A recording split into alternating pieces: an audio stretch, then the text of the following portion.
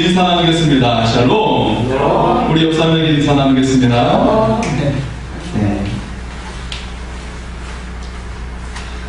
네, 여러분과 함께 나누고 싶은 하나님의 말씀이 있습니다. 예레미야 33장 3절의 말씀입니다. 너는 내게 부르짖으라. 내가 내게 응답하겠고 내가 알지 못하는 크고 은밀한 일을 내게 보이리라. 아멘. 우리가 하나님께 간절히 기도하며 나갈 때 하나님께서 우리에게 응답하시고 우리가 미처 알지 못하는 은밀하고 큰 일을 우리 삶 가운데 이루어지게 할 줄 믿습니다. 하나님의 그 은혜가 함께하는 여러분의 삶이 되기를 소원합니다. 우리가 인생을 살면서 때때로 어려움을 당하게 되는데요. 때때로 생각할 때에 이거 정말 감옥보다 못한 삶 아니야? 라고 생각이 들 때도 있어요. 감옥이 회사보다 나은 점이 있다라고 그럽니다. 다시 말해서 감옥보다 회사가 나쁜 점들이 있다는 것인데요. 감옥은 대부분의 시간을 4평 정도의 방에서 보내요. 그런데 회사에서는 대부분의 시간을 1평 정도의 책상에서 보낸다는 거죠. 그리고 감옥은 하루에 3번의 식사를 제공하고 공짜입니다. 그런데 회사는 하루에 1번 식사를 제공하는데 이걸 사 먹어야 돼요, 대부분. 그리고 감옥은 착실하고 고분고분하면 형량이 줄어듭니다. 특혜를 받죠. 그런데 회사는 고분고분하고 착실하면 일이 더 많이 주어지게 돼요. 그리고 감옥은 자기 전용의 병기가 주어지는데 회사는 공동 병기를 함께 나눠 써야 합니다.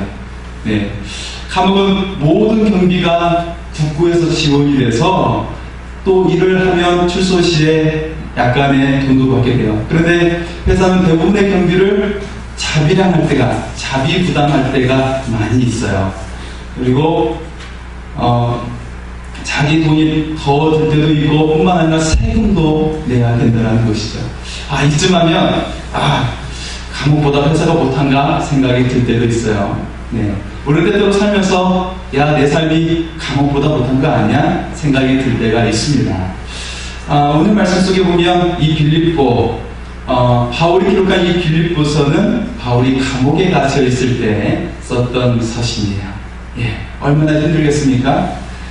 그것도 가택연금에서 있다가 이제는 시위대 안에 있는 감옥으로 이전하여서 감금이 돼가지고 이제는 재판을 해야 되는데 죽을지도 몰라요. 그러니까 얼마나 두렵겠어요. 하지만 이 빌립보서의 주제가 무엇인지 아십니까? 기쁨의 서신이에요. 놀랍지 않습니까? 감옥에 갇혀있고 이제는 시위대 안에 뜰로 감옥에 갇히면서 내가 죽을지도 모르는 상황 속에 있는데 이 서신의 제목은 기쁨의 서신이라는 것입니다. 바울은 로마의 옥중에 갇혀있는 가장 어두운 시기에 가장 환희에 찬 서신을 기록하고 있다는 것이에요.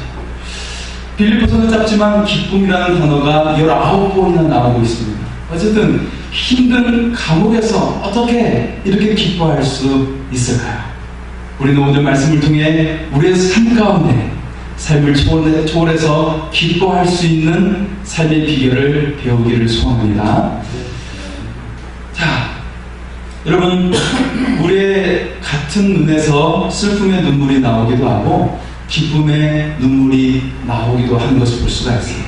그리고 한 마음에서 슬픔이 있기도 하고 기쁨이 있다는 것을 알 수가 있습니다. 슬픔도 하나님의 선물이고 기쁨도 하나님의 선물이라는 거예요. 이처럼 슬픔과 기쁨이 만나는 교차로가 우리의 인생이라는 것입니다. 기쁨은 성경의 열매이고 천국의 문화라는 사실이에요. 다시 말해서 기쁨을 소유한 사람은 천국을 소유한 사람이에요. 가진 사람인 줄 믿습니다. 그런데 그 기쁨은 문제가 전혀 없는 기쁨이 아니라 고통 가운데 경험하는 기쁨이라는 것입니다. 고난의 십자가를 통과하면서 얻을 수 있는 기쁨이라는 사실이에요. 도저히 기뻐할 수 없는 상황에서 기뻐하게 되는 기쁨이라고 말할 수가 있어요. 오늘날 현대인들의 가장 큰 문제가 무엇일까요?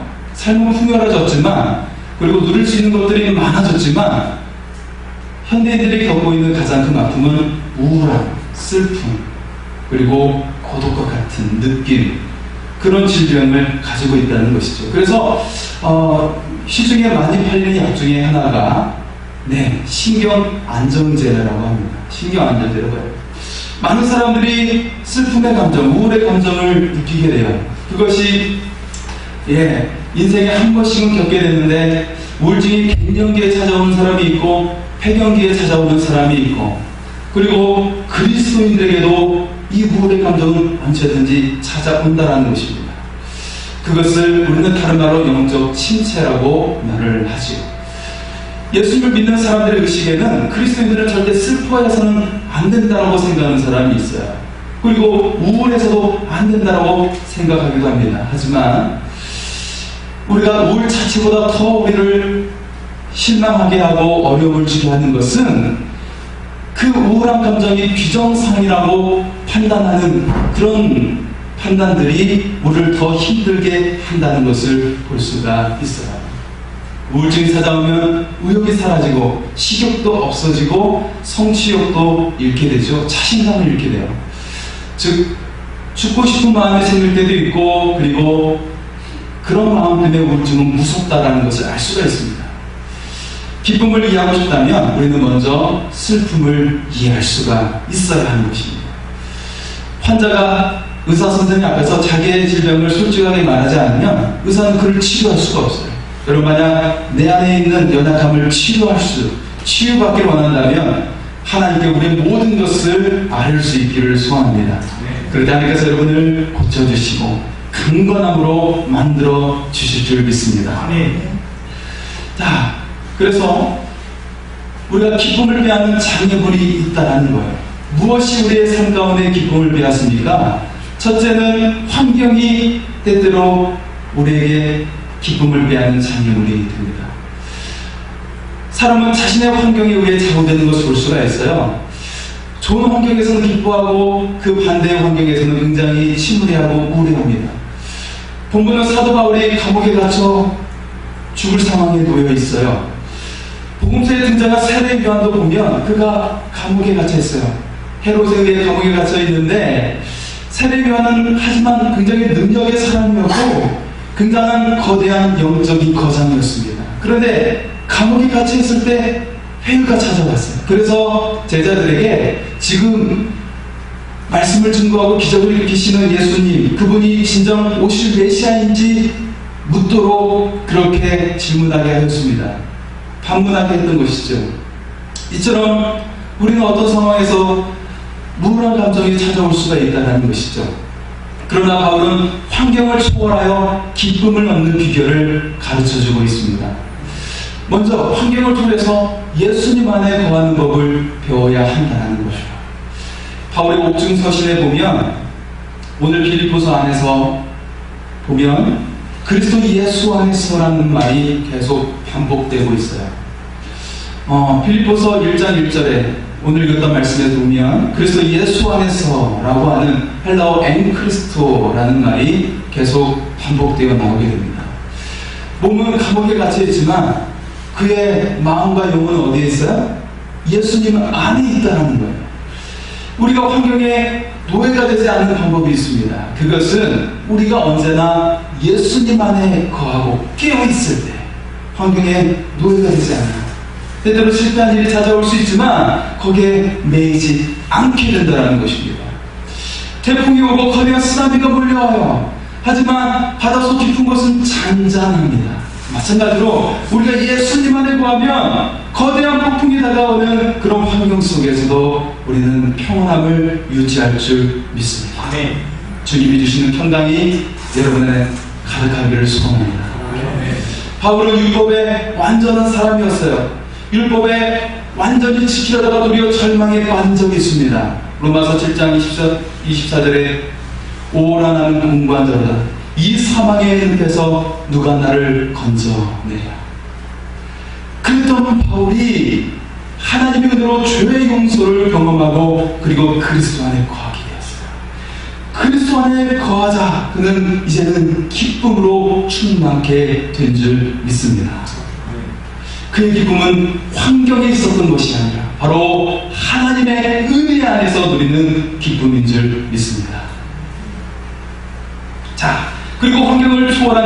번째는 하나님의 섭리가 있음을 믿는다는 것이죠.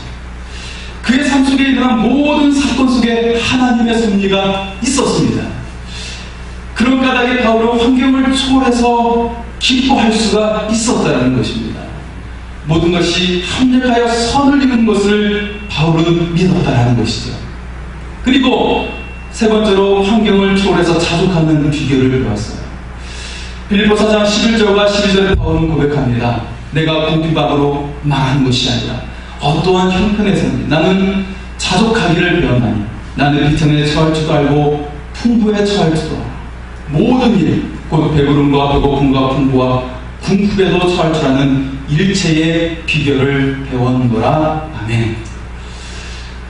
바울의 기쁨은 예수님 안에 있었습니다. 그의 기쁨은 모든 환경 속에서 하나님의 섭리를 발견함으로 주어진 기쁨이었습니다. 모든 것을 합력하여 선을 이루어주시는 하나님의 신비로운 손길을 경험함으로 주어진 기쁨이었습니다. 바울은 환경을 초월해서 자족하는 비결을 배웠습니다. 이처럼 우리가 주님 안의 구함으로 기쁨을 누릴 수 있기를 소원합니다. 그리고 두 번째는 사람이 기쁨을 빼앗는 장애물이 될 수가 있다는 것이죠. 여러분, 사람을 통해서 기쁨을 얻기도 하지만 때때로 또 슬픔을 얻기도 한다는 것을 알 수가 있어요. 우리를 고통스럽게 하는 것은 환경보다는 오히려 가장 가까운 사람을 통해서 고통이 온다는 것을 알 수가 있습니다. 모든 인간관계를 초월해서 기쁨을 누릴 수 있는 방법이 있어요. 그것은 인간에 대해 먼저 올바른 이해를 갖는 것입니다. 거기에 먼저 생각할 수 있는 것은 사람은 사랑할 대상이지 변화시켜야 할 대상이 아니라는 것입니다. 우리는 그 사람이 변화되기를 원해요. 내가 결혼을 했는데 이 사람이 정말 언제나 충만한 사람이 되기를 원해요. 정말 능력도 있고 인정하고 모든 것을 받아줄 수 있고 나의 모든 것을 완벽하게 포용할 수 있는 사람, 그것을 원하지요. 내 자녀들이 완벽한 사람이 되기를 원해요. 운동도 잘하고 공부도 잘하고 관계도 잘 되고 완벽한 사람이 되기를 원하죠. 그런데 우리는 오직 사람은 변화될 대상이 아니라 사랑할 대상이라는 사실입니다. 이것이 진실이에요. 이것이 진리입니다. 이것을 받아들일 때 우리는 행복한 사람이 될 수 있다는 것이죠. 두 번째는 사람에 대한 잘못된 기대를 갖지 않아야 한다는 것이에요. 이 사람이 어느 정도의 수준을 올라가야 되고, 그리고 정말 어느 수준의 단계에 이르게 되는 그런 기대치를 가지고 있는데, 먼저 그 기대치를 내려놓아야 된다는 것. 그냥 먼저는 있는 모습 그대로 받아들일 수 있어야 된다는 거예요. 세 번째는 하나님께서 성숙시키는 도구로 사람들을 사용하신다는 거예요. 어려운 사람을 피했어요. 그래서 또 다른 사람이 들어왔는데 그 사람이 또 다른 어려움을 주는 거예요. 하나님은 불완전한 인간관계 속에서 모든 것을 합력하여 선을 이루어 가신다는 것입니다. 이 사실을 믿을 때 우리는 모든 관계 속에서 기쁨을 경험할 수가 있다는 것입니다. 하나님이 개입하시면 인간의 실수마저도 선용하셔서 하나님의 뜻을 이루신다는 것을 믿으시기 바랍니다. 염려가 기쁨을 빼앗는 장애물이 될 수가 있습니다. 오늘날 많은 사람들이 가장 큰 쓰러뜨리는 적이 바로 염려인 것을 알 수가 있습니다. 예, 아까 말했던 것처럼 가장 많이 팔리는 약이 신경안정제, 청심환 같은 그런 약이라고 했는데, 염려라는 말은 마음이 나누인다라는 뜻이에요. 다른 말로 이것은 목을 조른다라는 의미를 가지고 있습니다. 염려는 우리의 마음을 분산시키고 우리를 괴롭게 하는 것이죠. 바울은 빌립보 교인들에게 염려가 있다는 것을 알았어요. 그래서 염려를 극복하는 비결을 가르쳐주고 있습니다. 빌립보서 4장 6절과 7절 말씀, 우리가 좋아하는 말씀이죠. 아무것도 염려하지 말고 오직 모든 일에 기도와 간구로 너희 구할 것을 감사함으로 하나님께 아뢰라. 그리하면 모든 지각에 뛰어난 하나님의 평강이 그리스도 예수 안에서 너희 마음과 생각을 지키시리라. 할렐루야. 우리가 염려가 있을 때 감사함으로 하나님께 아뢰라는 것이에요. 그 반대의 힘으로 누르라는 것입니다. 예수님께서도 마태복음 6장에서 염려하지 말 것을 명령하고 계십니다. 염려도 나의 선택에 달려 있어요. 염려는 자신의 과거의 문제, 과거의 실수에 매여있게 하는 것입니다. 염려 대신에 기도하시기 바랍니다. 그리고 감사할 일을 세워보시기 바랍니다. 기도하고 감사하면 염려가 사라지고 하나님의 평강이 임할 줄 믿습니다.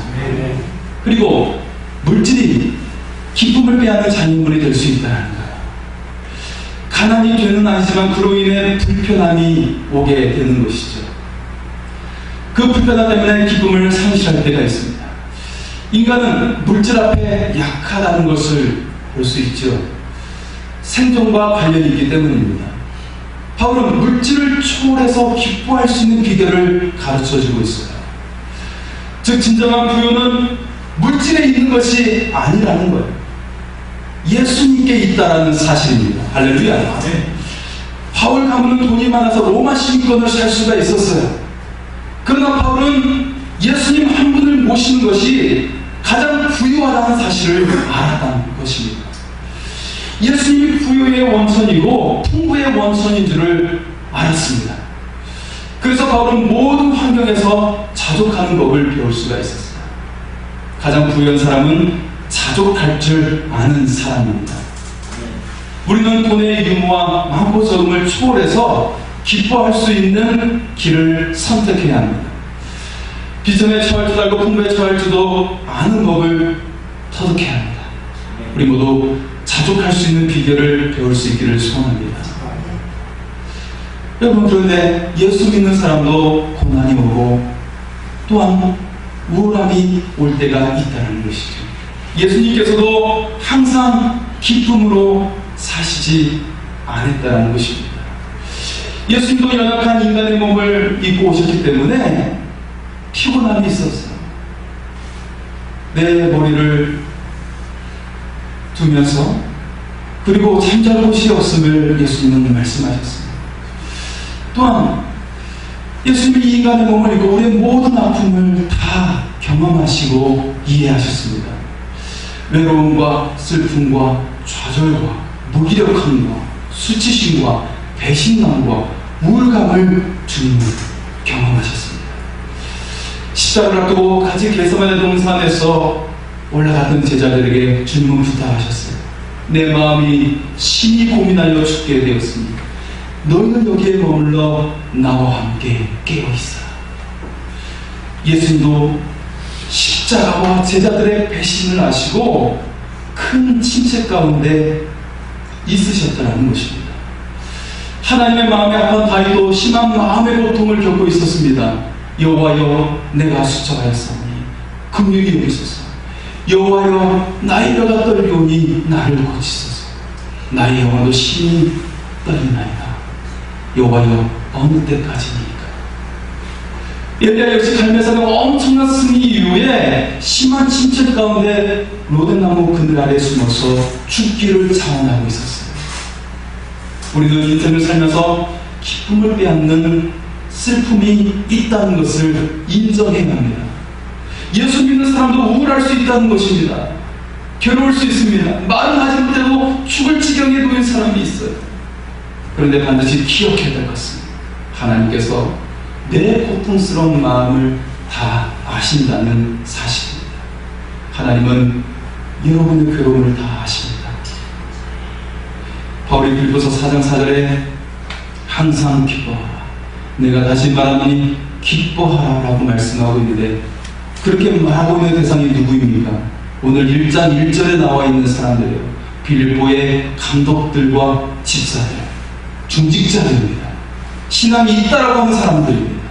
그들이, 그래서 바로 그들에게 기뻐하라고 반복해서 외치고 있어요. 예수님을 잘 믿고 있는 사람들에게도 문제가 있을 수 있다는 것입니다. 예수님을 잘 믿는다고 저절로 기쁨이 넘치지 않는다는 거예요.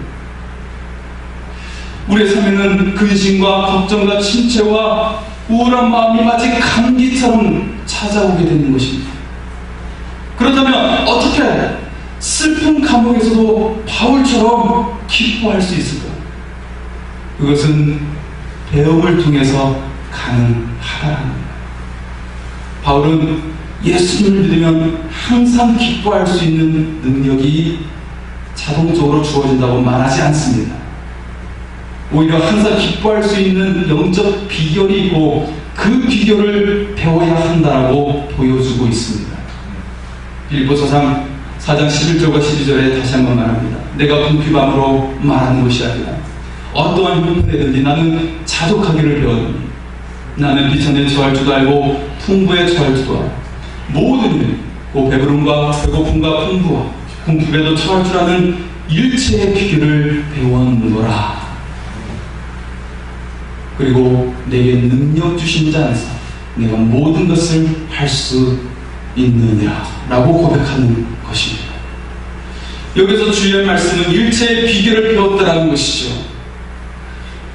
어디에서 배웠을까요? 어디에서 배웠겠습니까? 가장 어려운 시련을 통과하면서 배운 것입니다. 현재 바울이 로마의 옥중에서 갇혀 있으면서 기뻐하는 것처럼 말입니다. 그것은 삶의 전부 되신 주님을 위함으로 받게 된 기쁨이었어요. 주님을 위한 고난으로 말미암아 받게 된 기쁨이었다는 것입니다. 바울이 서신을 보내고 있는 빌보교회는 바울에게 있어서 아주 의미 있는 장소이고 그에게 아주 개인적으로도 너무나도 깊은 관계를 맺고 있는 교회입니다. 사도행전 16장에 바울이 두 번째 전도여행을 아시아로 가려고 열심히 기도하는데 막히죠. 그때 마케도냐인들이 와서 우리를 도우라고 할 때 그것이 하나님의 뜻인 줄 알고 마케도냐로 가는데 그 첫 성이 빌립보서입니다. 하나님의 뜻이니 이제 영광의 문이 활짝 열리겠지, 복음의 문이 활짝 열리겠지라고 기대했지만 처음부터 난관이 부딪혀요. 거기는 예배드릴 장소가 없어요. 간신히 어렵게 자주장사 루디아를 만나서 그 가정에서 예배를 드릴 수가 있었어요. 또한 어려움이 거기에 그치지 않고 더 큰 어려움이 옵니다. 귀신 들린 여종을 만나서 그 귀신을 쫓아내 주었는데 그 주인이 바울과 시라를 고소했어요. 감옥에 갇힌 거예요. 그 감옥에서 낙심하지 않고 하나님을 찬양했더니 옥문이 활짝 열린 줄 믿습니다. 하나님은 때때로 깊은 감옥과 같은 현실로 우리를 인도하십니다. 그리고 거기서 하나님을 경험하게 하시고 인생의 진리를 경험하게 하십니다. 하나님을 만난 많은 사람들의 삶을 살펴보면 평온한 삶 살면서가 아니라 인생의 정말 고통스러운 순간을 맞이했을 때 하나님을 경험한 많은 사람이 있다는 것을 보게 됩니다. 여러분은 감옥에 갇혀 있습니까? 무엇이도록 여러분을 괴롭게 하고 매이게 하고 있습니까? 어떤 상황에도 희망을 잃지 마시기 바랍니다. 가장 어두운 밤에 여러분 가장 밝게 빛나는 것입니다.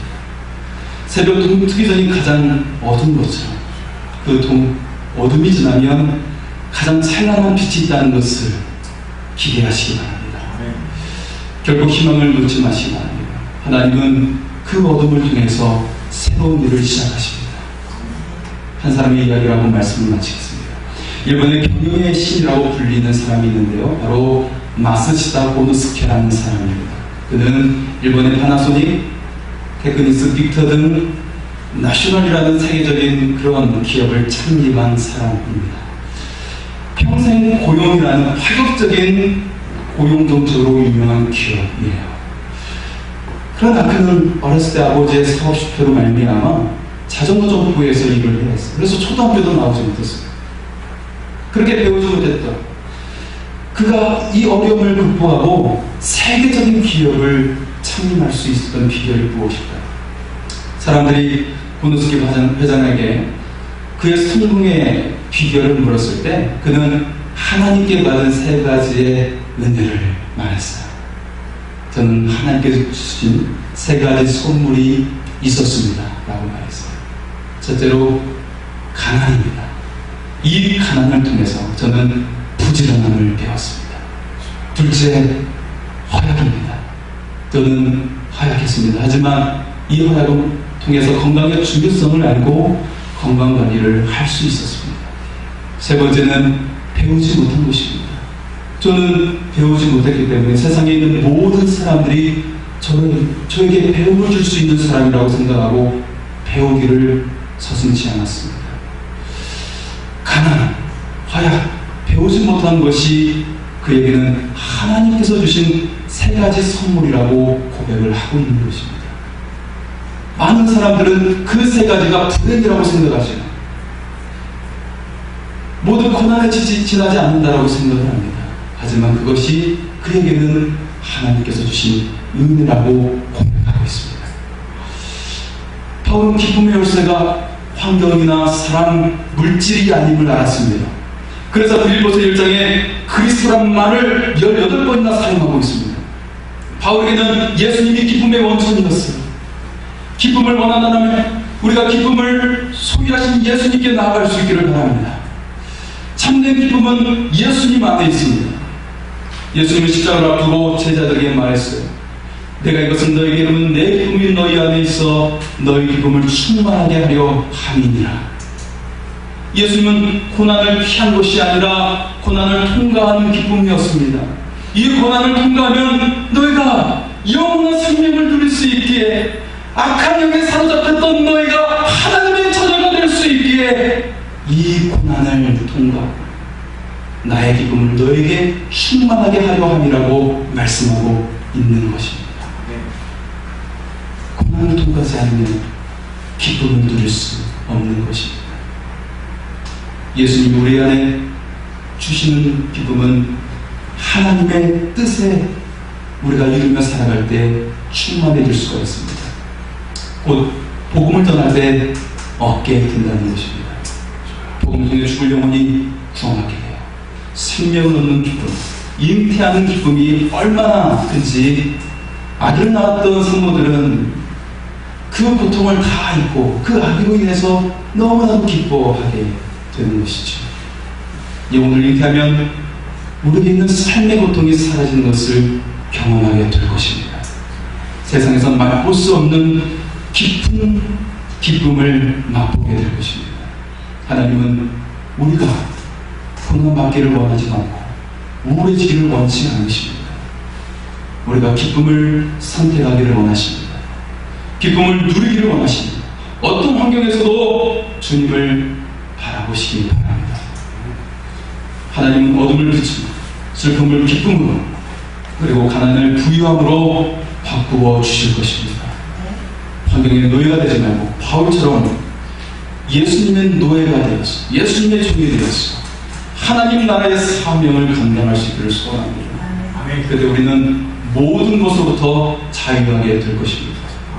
그리스도 예수 안에서 모든 상황을 초월하는 기쁨을 누리시기 바랍니다.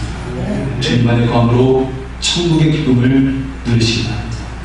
우리 찬양을, 말씀을 생각하면서 같이 찬양하겠습니다.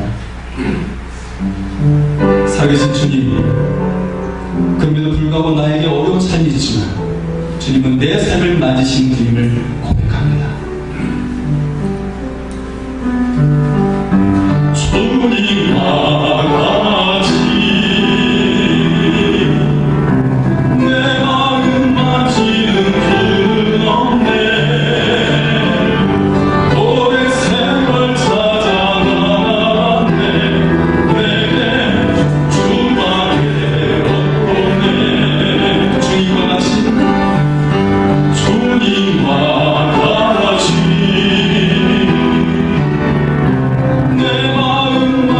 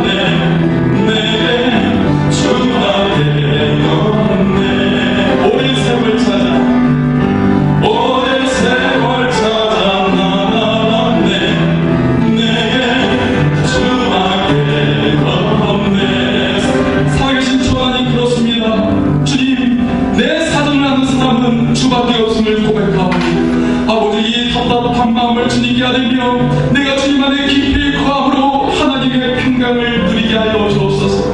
누구도 알지 못하는 나의 이 답답한 마음을 주님께 아뢰오니 아버지 하나님이여